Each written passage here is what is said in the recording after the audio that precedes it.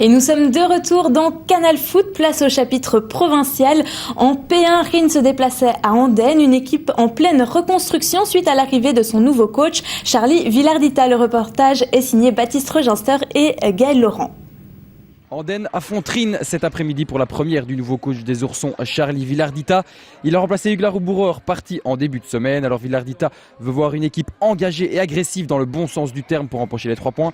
Va-t-on voir cette rage de vaincre du côté d'Andenne? Réponse dans ce résumé.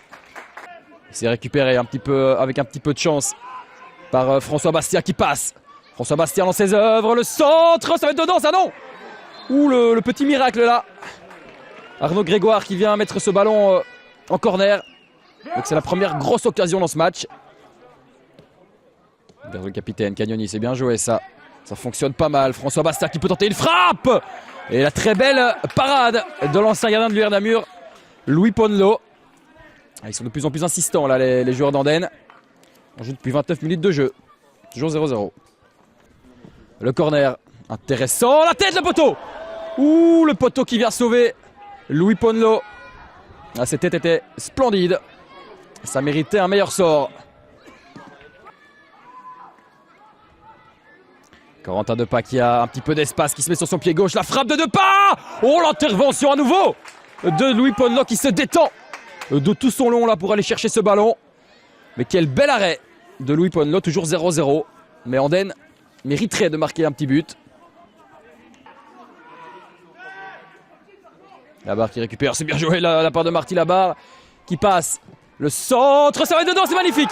Oh, le travail préparatoire de Marty Labarre est splendide. Et c'est Florent Mas qui met ce ballon au fond. Et c'est plutôt mérité pour Andenne, pour les Oursons. Et qui ont eu les plus grosses occasions cette première période. 44e minute de jeu donc, 1-0. Et c'est la mi-temps, ici sur le score d'1-0 pour Andenne. Oh, il est très bon, il est très bon ce ballon en direction de Florent Mas qui se présente sur la surface de Ponlo. Et ça va être dedans, ça oui, Kalala, le deuxième but pour Andenne. Et on est fou de joie ici. Ah, on sent qu'il y a une autre atmosphère là que les semaines précédentes. On va tous vers l'entraîneur. Ce but de Kalala.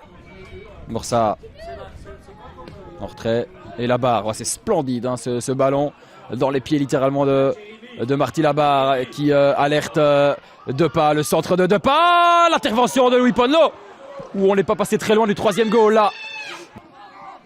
Oh, c'est bien joué ce petit geste technique de Thomas Delis, le numéro 10 Rénois, Van de Sant, en direction de Ryu et Matriche.